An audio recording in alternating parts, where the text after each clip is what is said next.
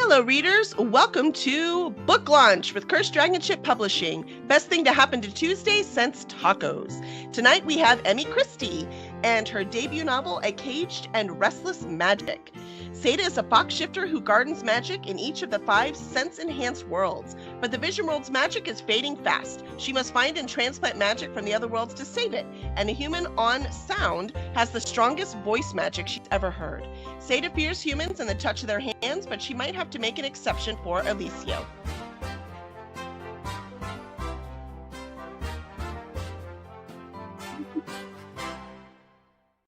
Welcome, Emmy. The music gets loud there, so let me finish reading this one. So let me keep going. So Alicio is an ex-cage match fighter and aspiring singer. All he wants is to sing at the best concert hall in town. But his old gang haunts him, trying to make him return to fighting. And his partial deafness makes him doubt his dream. He never imagined meeting someone like Seda or traveling to different worlds. Meanwhile, by accident, Seda opens a portal to a different plane. I mean, I hate when that happens. Then the sense worlds all together and releases a monster hungry for her magic. She needs to find enough transplants to save Vision while running from the monster. But what she fears the most is the trust and attraction blossoming between her and Alicio. Oh, I love it. That sounds so exciting, Emmy. Congratulations on your debut novel. Thank you so much. Yeah. It's so creative. Like, this is just a fascinating concept. Where did you come up with this?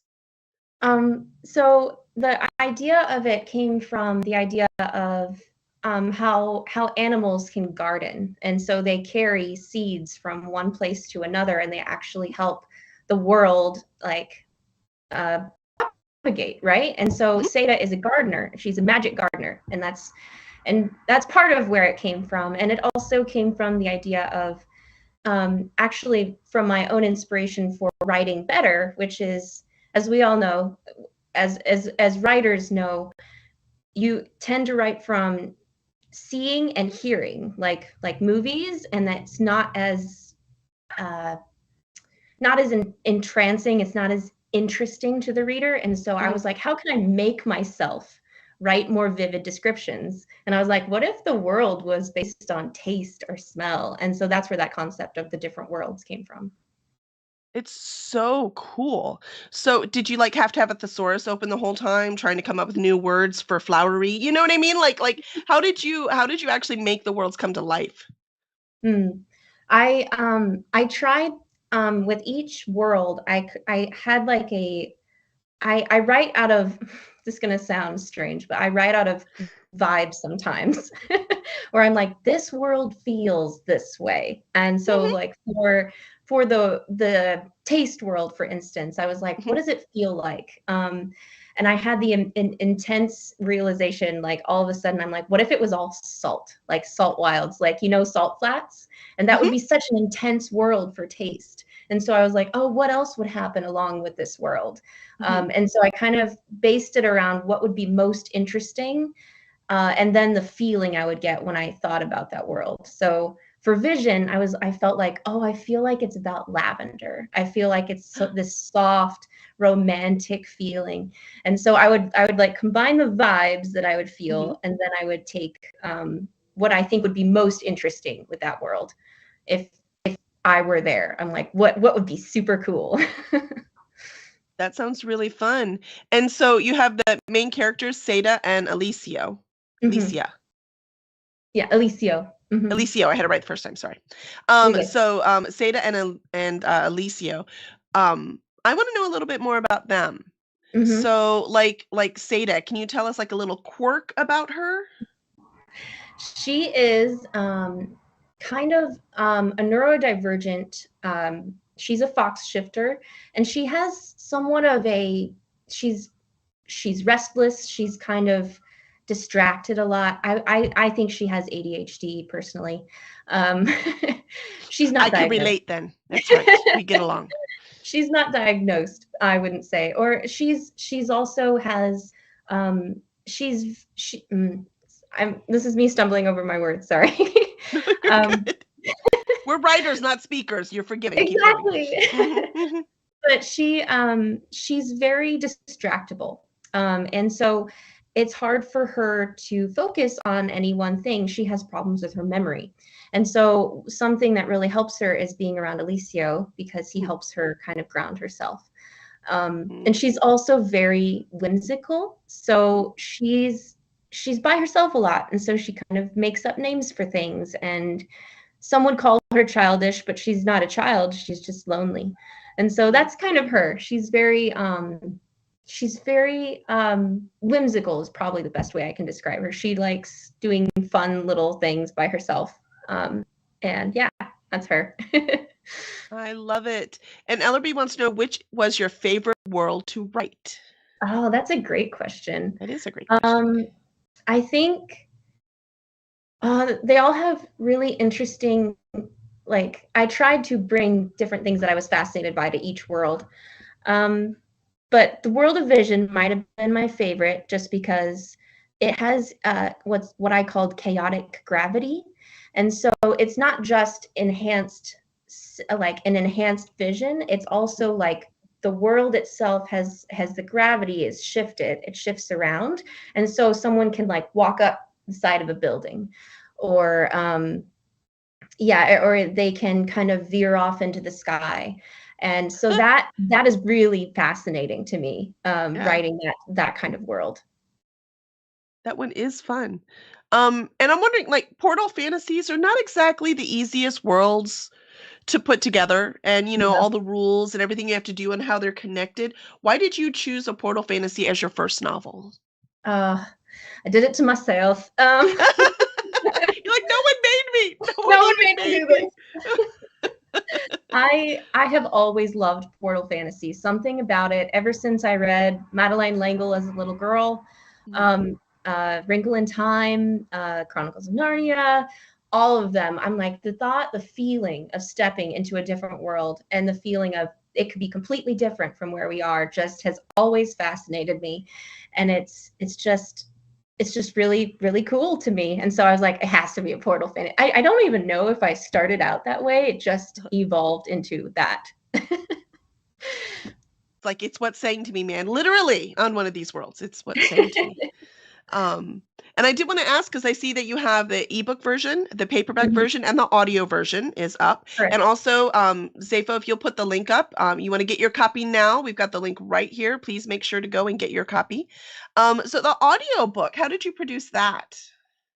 I have been doing audiobooks for about 4 years now. I have to check back on that. I haven't done very many. I've only done one other main novel. I've done one other children's novel, which has since been taken down. But you know how publishing goes. I have done one other one. It's called, I'll do a little plug for, I wasn't the author of course. I did it for someone else through ACX, that Audible Creative Exchange platform. And so I did a sci-fi novel for the Amaranth Chronicles, by Alexander Barnes and Christopher Pryman, and a little plug for them there. Nice. And that was a sci-fi novel, and I just got into it because, honestly, like, I love reading out loud. Like, it's something that I find just very relaxing. I love creating the how do I put this? There is a feeling when I read out loud where I can almost feel like I put the words out there and people can see what I'm saying. Like, when you're reading and the words just disappear. That's what I feel like I can sometimes create if done well enough. I only like to read, I like to read novels like Patrick Rothfuss, Name of the Wind, like, to my friends, right? And then I feel like I can truly bring those words to life. Not to compare myself to Patrick Rothfuss by any means. But well, you said reading it. I mean, I think that's fair. He doesn't read his own stuff. I don't think so anyway. And so, like, I was like, oh, well, I mean, I have the skill set. I want to be able to do it for my own stuff. It's hard, like, when I read the novels just to my friends of, like, The Name of the Wind or Brandon Sanderson or something like that. And then I go to my novel and I'm like, I'm not there yet. but I takes still really enjoy it. these are not the first books these people wrote. You know what I mean? So it takes True. time. Takes time. It's true. But yeah, I just have always really enjoyed reading out loud, and Hmm. it's that feeling. It's the feeling I get when I read sometimes. I can sometimes get it when I'm reading out loud. And so I'm like, well, I guess this is also something I do now. I love it. Well, I love a book that's read by an author, as long as it's an author that actually knows how to read, How to right? do it. Like it, How it to is a produce different it. skill. Yeah. Yep, absolutely it is. It's Yeah. very different. Mhm. So I have my own studio downstairs that I created and That's so everything. So cool. yeah. Someday, write that down, Safa. We need a studio. It's not that hard to create. Honestly, it like investment wise, wise, it's not as difficult as it sounds. As it sounds. Um, so Does it sound it well? it sounds well. It sounds well. It doesn't work. Um, I'm sorry. It sounds good. It sounds good. it That's sounds just good. that sounds well is not working. Sounds well doesn't sound well. A sound well is like, one that doesn't leak. Like it's not really, yeah, it's just not working for me. Yeah. Yeah. That's That's great. Yeah, all you need for a good working room to do a podcast in, and I mean Mhm. you guys probably know this already, is it's just a bunch of clothes to dampen the sound. That's all you really need. And other equipment obviously makes it easier, but So I heard I yeah, have to go buy a bunch of clothes. That's what I yeah, heard. that is what I That's said. Yeah, okay. I'm just making sure. That's yeah, yeah. I think we totally need a studio. Totally. Yeah, it's gonna be Yep. fun. What are we doing this Mhm. weekend? Oh yes, we're selling books. I forgot. It's what we do every weekend. What are we doing this weekend, Pinky? Um, sorry, that might be. I'm thinking we are not the same generation. I don't know if you even understood that reference. I apologize. Pinky and the Brain? Is that part Yes, of look it? at you. See? I watch the old cartoons. Wait, how old? Hold on now. Okay. The I watched the cartoons. there you go. I'm not offended. I've earned every year. Daniel says that he's forced Emmy to read me many books. That's It's true. awesome. I It's like cool. that. I'm like, no, sit down. You're gonna listen to this book. You're gonna. You have no choice. I know you think you're playing that video game right now, but turn that volume down. Sorry. I might have projected a little bit of our relationship. Hold on. That's awesome. Well, this being your debut novel and stuff, what was it about releasing this book that surprised you? Mm. How technical I had to get. Mm, Self-publishing is a mhm. slog, is probably the Yeah, best way I can yeah. describe that. It's not It, fun. it it's especially I mean I am a researcher too, like meaning Mhm, I will go down through all of the articles on how to do everything right, and mhm. still the day that I released it, I did not understand that the print books weren't live yet because of one little mistake that I hadn't caught. And I was just so like, of course. Yeah. I'm not even upset. I was just, of course, like, of course something had to go wrong, even though I researched everything. I tried to make everything go right. And I was like, why isn't it published? And they're like, you have to change the imprint name. It's not right. And I'm like, what does that even mean? What are you talking about? You're It's a lot. confusing me. It's a Yeah, lot. yeah. Yeah, that's probably I knew going in that it was gonna be very technical. Like, as I mean, I edit sound, like, that Mhm. involves some form of technicalities as Oh, for well, so sure. I Yeah. know I can do it. It's But you just have control of that. yes, at least I have control of it. Yeah. I don't have People any think control over self-publishing means more control, and it does in certain ways, but there is so much you have zero control over. And you have yes. to make sure everything fits in those proper boxes properly. Oh my gosh, yes, that was the other thing that went Mhm, wrong, that the cover itself would not fit the specifications for Amazon because I had changed like a few words. Because after I narrated, I mhm. found like a few very small errors. Because reading out loud does that for you. You Yep, helps you find those errors. So I 100%. changed those little things, and Mhm. then they're like, "Your cover doesn't fit anymore." And I'm like, "I changed 3 words." That is crazy, 3 words made such a big difference. They were like, "It does like for the print version, right?" And so it's like it I think it was just something stupid on Amazon that actually didn't have to change. but whatever. It's why you always buy a sample because you never Yeah. know. Everything looks Yeah. great, and then you get it in the mail, and you're like, "What is this?" Where did the person's head go? All right. Why is this chapter upside down? Just this one. I don't know what That happened. one. I don't. It's Just not one supposed to word in be the this. entire book is upside down. We've been running this publishing company now. It'll be 5 years in the summer, and I have not made the same mistake twice. Knock on wood. Mhm. Yeah. But I have not Mhm. run out of mistakes. So please tell me why there's Well, always a new mistake. I'm like, oh, oops, I I didn't mean, even think of that. isn't that a song though in Zootopia? Make new mistakes. I like that song. As you can I tell, I do. like animal things. See? No, me too. I had somebody so I know that you were just at Superstars writing seminar as Mhm. well. So I love that professional conventions. Like you said, you like to do your research. I do too. That's why I like these conventions, right? Mhm. So I'm wondering at this convention, was there anything that you learned? Okay, yes.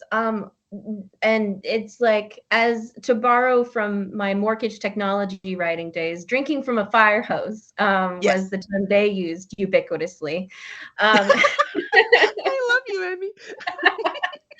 uh, and so they, when learning a new thing, it's like coming at you like create like so much so fast. Hmm. Learning about book funnel, learning Hmm. about all of the words with that, all of the software that have book in it, Hmm. like, and there's so many of them. Hmm. So like I didn't even know that they existed. Yep. And so it kind of like opened my eyes to what was possible with self-publishing, that I had been told for a long time that self-publishing still just has this stigma, like it's still hard to do, and I was like, yeah, I don't know, I'm gonna still try to do trad pub.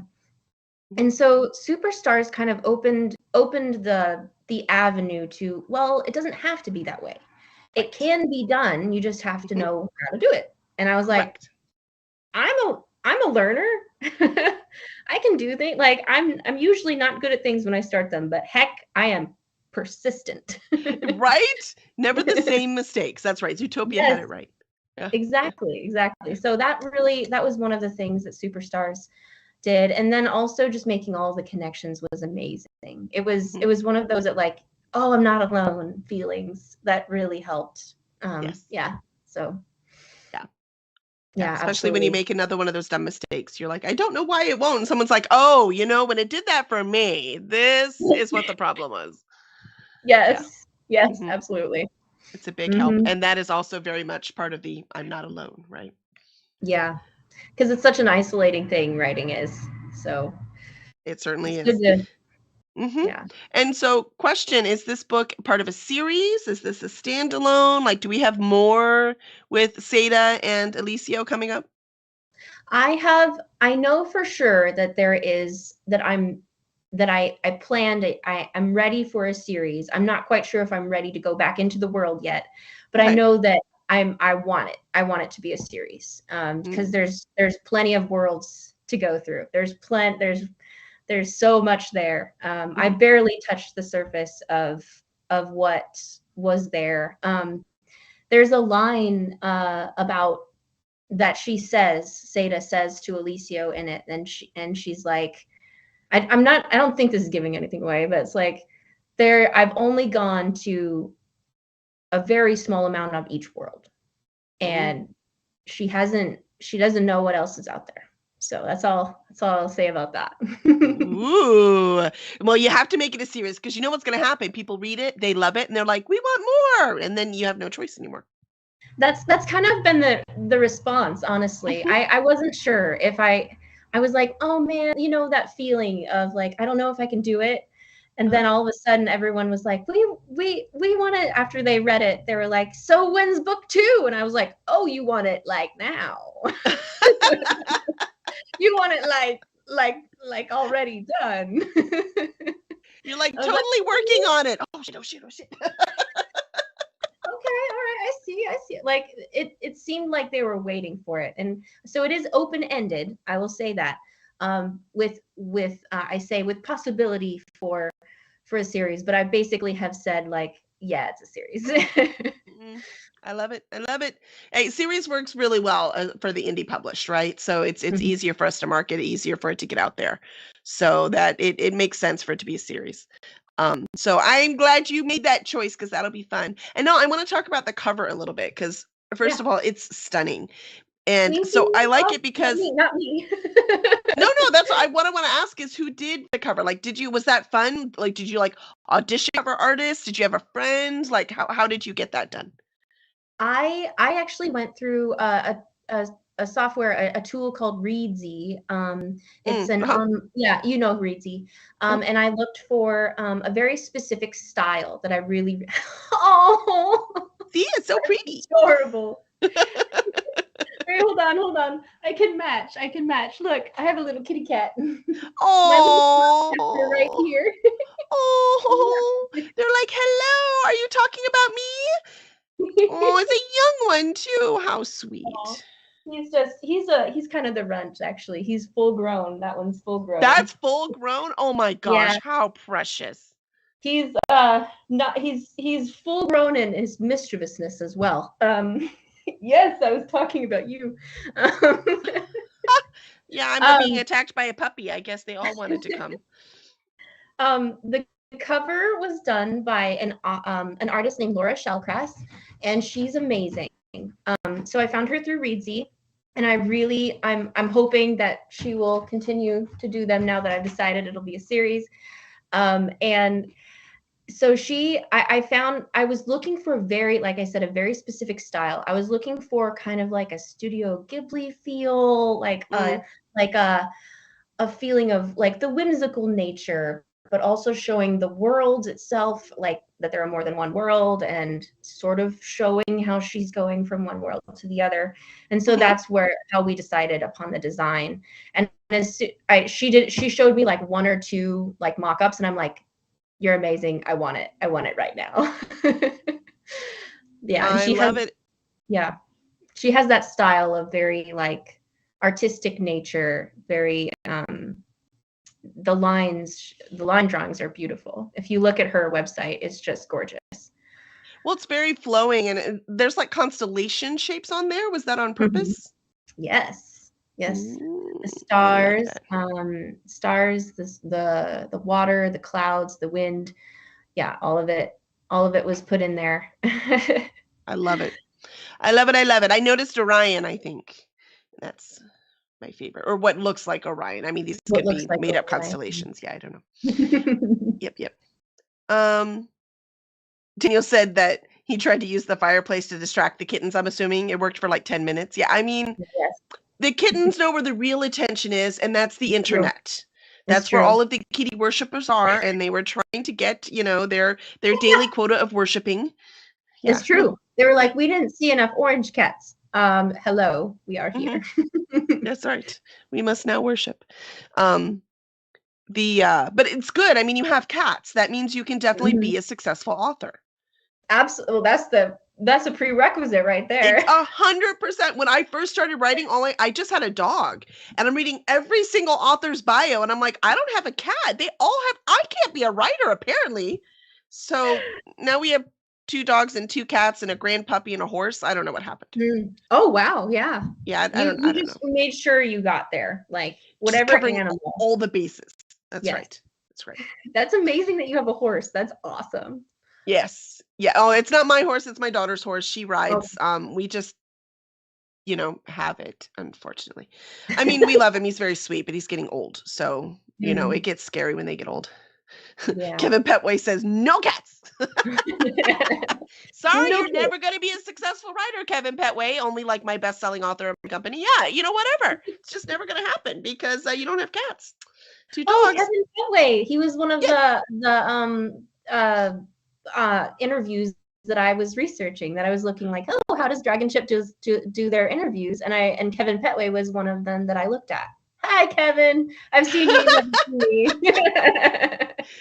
So you look at Kevin and I talking. That would have been fun. I think I'm not sure. I think Kevin was the one with the sword. He had a sword in one of them. One of the interviews I saw had a sword person. I wish that narrowed it down. That's Yeah, amazing. I mean, we interview a lot of fantasy writers. So there's a lot. Kevin Petway says hi, Yet Pat. another prerequisite. That's right. Nope, that's Oh, you're awesome. saying something. I'm not sure what you said. I What do you said? believe, for the record, that was Todd Fahnestock that had the sword. Oh, Sword. Todd. Well, I'm that sorry. was last time. I'm Yeah. sorry. Yeah. I missed. Yeah. There, I believe there misremembered. has been more than one sword. Yeah, Mark So- Stalling has brought swords on. Right? Like we've had Oh, that's quite a right. few. Yeah, there's Right. actually been quite a few. Those are just the two off the top of my head. That's So are amazing. Mark and Todd now going to go for who can bring the most swords onto I mean, our maybe because Todd's stream? winning I right don't now. know. Well, obviously, yeah. It's Mhm. another thing that to make you successful, I think. You need That's cats and it. swords. So Now, forget all we need these a books that sword. my cats like to knock down. I just need to put swords back here. Now, what if the cat had a sword? I think that maybe Ooh. we hit upon something. I mean, that could be like the winning card, right? Yeah, that's it's like like that's it. Everyone the else folds. Joker. Mhm, mhm. Everyone else folds and you win. I'm glad you're letting me be silly. Well, I mean, what's the point otherwise? It's fun. We have a that's right, Ellaby, dueling authors. It'll be fun. And Kevin Petway's like, did I ever have the sword in an interview? I have more swords now, so apparently there will be swords in his next interview. You'll find out. You'll see. Yeah, it will happen. He does have another book coming out this year, so it'll be very exciting. Ooh. Here's where COVID brain hits in, and I can't remember all the things I was talking about. But I'm very jealous of your nice warm tea when all I have is this lukewarm water. It's very sad. I'm so sorry. That's all What good. kind of My tea husband do you doesn't drink? love me as much as yours. That's what I'm getting here. That's what that is. So what tea do you like to drink? Sorry, what? What tea? I know you said that you like your tea really sweet, but do you have a preference, or you just like black tea? My go-to is peppermint with lots of honey. Ooh, I mean, that sounds like dessert that you get to drink. I'm okay with that. Like, Pretty no, much that sounds obsessed. wonderful. Yes. Yeah. And we have honey. My father-in-law makes his own honey, so it's like the local good stuff. So yeah. So your father-in-law can make mead then, right? He could, yeah. He could. Yeah. I'm not sure if that's something that he wants to do, but I'm sure he could. Actually, his supplier actually gave us a bottle of mead to try, and it was intense. Mead is my guilty pleasure. We go to a lot of breweries because Zafo loves beer and a lot of our friends love beer. I don't like beer, so I'm usually the designated driver. But we went to one brewery that also had bottles of mead they were selling. And I was like, oh, not it this time. Let's go. Wow. It was, Yeah. It was awesome. I was like, where did this place come from? I'm glad they're not right around the corner. It could be a problem. I might have to go to meetings or something. It's bad enough I have scooters nearby me. I don't need that. You're like, this is enough of a guilty pleasure for me. Thank you very much. Mm-hmm. So when you're not writing, what do you like to do? Let's see, what do I like to do? We love to play D&D. Yeah. Sometimes I'll go out line dancing because I have no sense of rhythm, so I need someone to tell me what to do. I love group dancing. Yes, group dancing. Yes. So I like doing that from time to time. Haven't done it a lot since COVID, but I want to get back into it. Let's see what else. I know there are learning new dances on YouTube. You know, they have all these dances on YouTube. So I'll pull them up, and so that I can learn some new ones. So by the time we go out dancing, I can, have a few more things down up my sleeve. That would be awesome. Down my boots. I don't know, something like that. Yeah. And Beyonce just came out with a country song, so I'm definitely gonna learn whatever line dance. Yeah, Beyonce. I know. It's good. It's really good. I'll have to look it up. Yes. So yeah. Nope. I miss it too. Again, not since COVID. I miss it. Something about group dances is just it's just more fun. Like, I don't know. I get to kick my boots and stuff. It's just less stressful. And I think it's just fun. Yeah. So you don't have to worry about anything. It's repetitive. Yeah. So once It you even kind of pick turns up what it is, you're like, oh, I got this now. Okay, I just do this till the song's done. No problem. Right? it's also really good for your memory. I noticed that my memory felt like it got better after I learned a lot of dances because a lot of them are basically like building blocks. So the dances are all like, oh, you do this, then this, then this, and then the next dance is like you kind of mix them around, and so your brain has to remember which set is it, and so it's like getting faster and faster at remembering things. Mm-hmm. So I just noticed that as someone who grew up very clumsy, it helps me like that's my cat in the background. Cat's like, she is clumsy. I can vouch for it. You haven't seen her. Yeah. She is. Leave it to cats to tell you the truth. That's funny. Yeah. I'm gonna say I'm not sure line dancing is great for my memory because I drink while I'm doing it, so it might be probably less helpful for little. the memory. It might be more helpful for like forgetting things at that point and having fun doing that. What is exercise I can tolerate. That's what it is. Yes. Right? Surprisingly sweaty afterwards. Exactly. It's never you walk into a country club and you're freezing. It's like, yeah, but it won't take long. It's fine. Yeah. Yeah. There were some point like before COVID, I got really into it, and like I went like once a week, and I remember I started wearing like workout clothes. Because it was like I'm already married. I'm not trying to pick anyone up. I can wear whatever I want. Yeah. Yeah, exactly. Yep. Exactly. Yeah, it's another reason why it's fun, right? Like it's no pressure. So it's like, well, I'm just here to dance, man. That's it. That's all I want. I'm trying to remember what else I do. I can't remember right now. You're all good. See, we have a philosophy around here that if people like you, they're going to like what you write too. So we always ask a little bit about you as well. So do you have any kind of like quirky behaviors that you're too embarrassed to tell us about? Tell us all about it. Let's see. Quirky behaviors. I'm sure there are. I know because I am a quirky person. Wait, where's Daniel? Come on, Daniel. Weird fact, I like the taste. This grosses so many people out. I like the taste of orange juice after I brush my teeth. I mean, I think that 100% counts as quirky. That is adorable. That needs to go in a romance somewhere. You know, they just had their first night together, and she just brushed her teeth, and he's like, "Orange, oh, I'm sorry, you just brushed your teeth." She's like, "No, I'll take that." Yeah. I mean, yeah, I can see the whole scene. That totally works for me. I love it. Yeah, Kevin Petway's like, blah. Exactly. Yeah. That is 100% in a romance right there. No, I love true. that. I should use that. Yeah, I love it. Oh man. Let's see. I like to obviously like to read out loud. So a lot of people think that's quirky, I guess. Just like how much I enjoy it. When I'm really into a book, and this is crazy, and it has to be something that I love. Like it can't be like, oh, this is a cool documentary or something. Like it's like my genre of fantasy, whatever. I can look at a page and be like, scan, next page, scan, next page. I do lose words, but like I truly think like, but I have to be in it. Like I have to, it's like Brandon Sanderson's books. Like I will just go through them like this. And that's how I read them. That means you can actually finish them. Yeah, it took me 2 years to finish the Mistborn trilogy. So yeah. I mean, I read other things also, but because I can't read one book at a time. But 2 years it took me.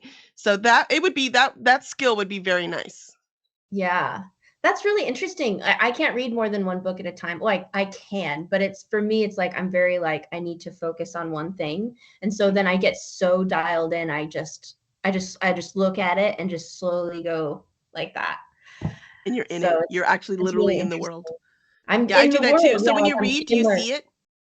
Yeah, like I look at the paragraph and I see colors. Like I see all, and this is again it doesn't happen for the whole book or anything, but it like when like a fight scene is happening, I'll be like, and then the wind rushes this way and he kicks this thing. I see it happen like a movie. Like yeah. Same. Mhm. I don't always see the character faces so much. Mhm. It's more like there's an image in my head that represents them, Yeah. but I Yeah. couldn't exactly describe them. Like some people like, "Oh yeah, detail." Like and I'm like, "I'm not that detailed." But I Yeah. can see all the action. I can see the choreography. I can smell things, taste things, you know. And I remember when I think about the book, when I'm done with it, or years later if it's a good one, right? Mhm. That I remember images. Yes. Yep. Yeah. Yeah. Mhm. People's faces, I want to actually, this is something I want to get better at, is describing Mhm. people's faces, because that is one thing that I don't see, like when Mhm. I'm thinking or like when I'm reading a book itself. I don't Same. see faces like you described. Yep. I Yep. see movement, I see color, I see, but I Yep. don't necessarily see the faces. And I realized, I was like, oh man, I feel like I should get better at that, at describing faces, what they look like. I mean, maybe it also depends on, what exactly you're going for. So it's not like Mhm. you have to, unless you want to, then you should, right? But I also think that's why it bothers people so much when they're like, furrowed his eyebrow. And they're like, how many times are going to furrow his eyebrow? And it bothers people Or because they're not really seeing their faces, you have you know? seen, there are those TikToks where the guys like try to model what the guy protagonist does, like he leaned against the wall or I love his the leaning in eyes the dark. darkened. There are some good ones on there. And like the girlfriend is like, all right, try to make your eyes darken. And he's like, what? No, it's really cool. It's really fun. Please do it for me. It's really cool.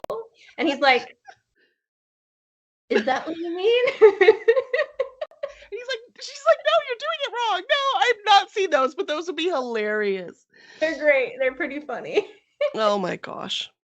I love that. Well, also what we would like to know is what are you reading? What are you watching? And what are you listening to?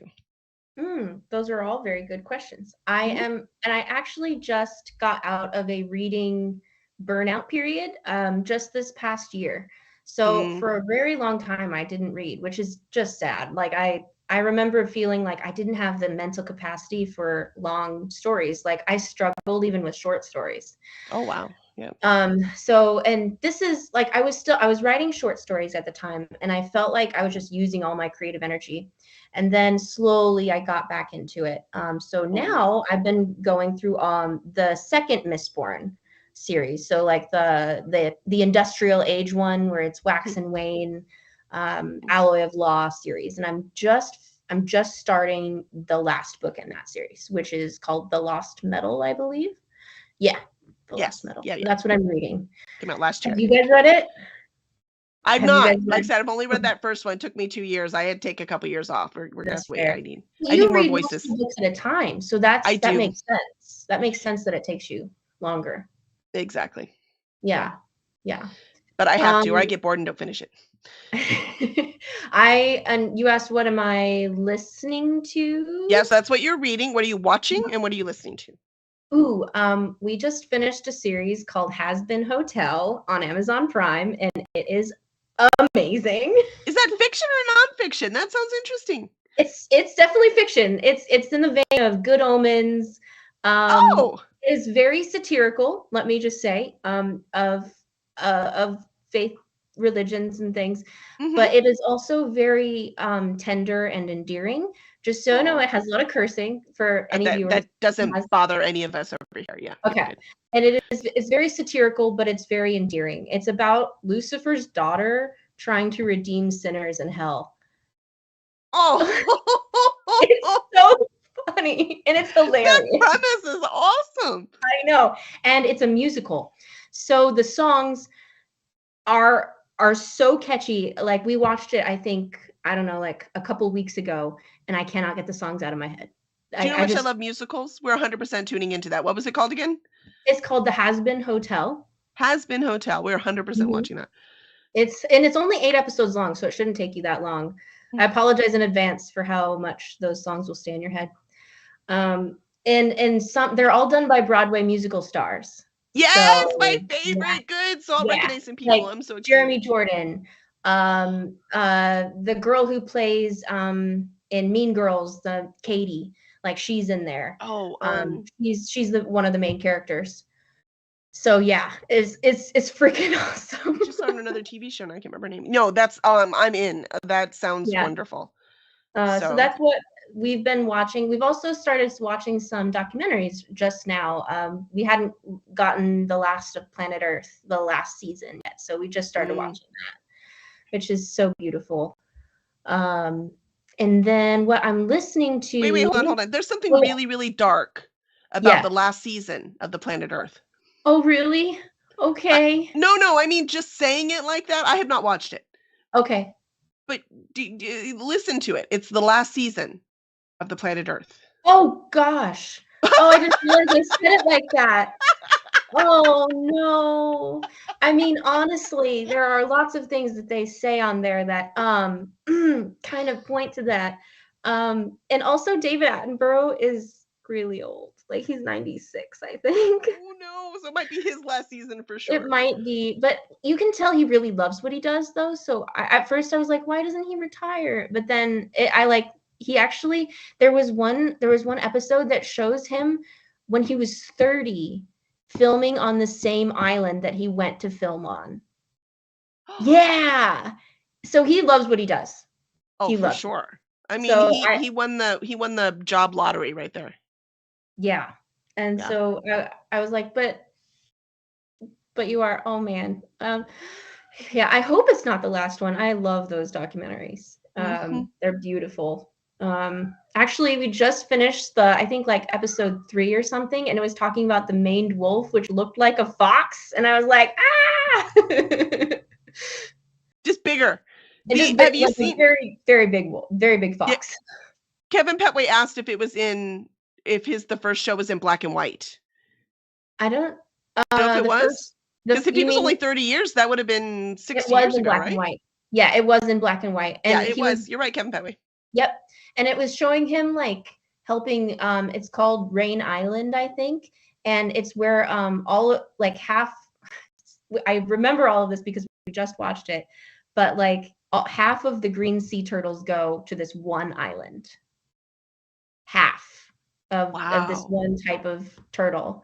And so he was literally, when he was 30, I think he said 76 years ago, he went to the same island and he could see the changes in the climate and everything. And it was really sad, but it also showed like his passion, and that was really meaningful.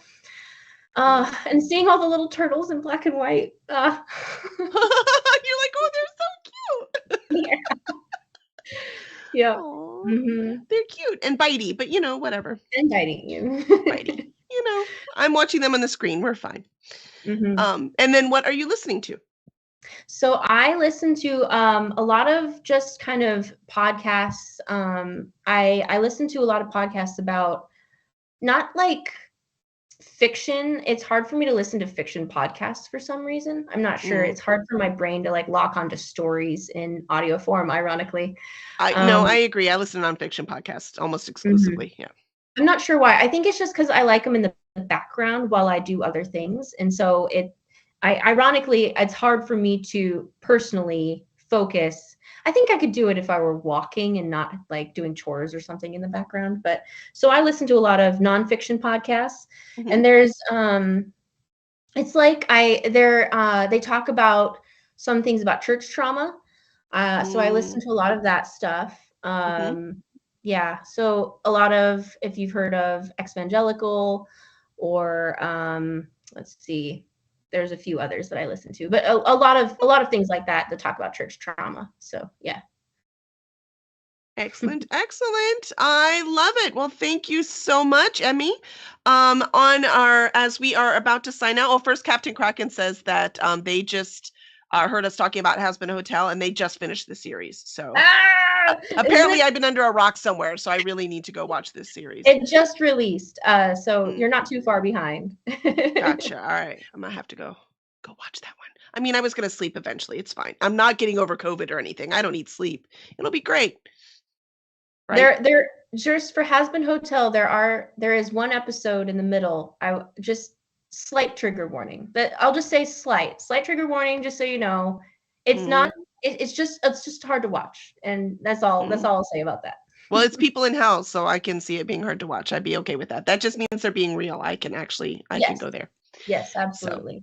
Very cool. I love it. I'm very excited. And so as we finish up, this was a big celebration of your debut novel, Caged and Restless Magic.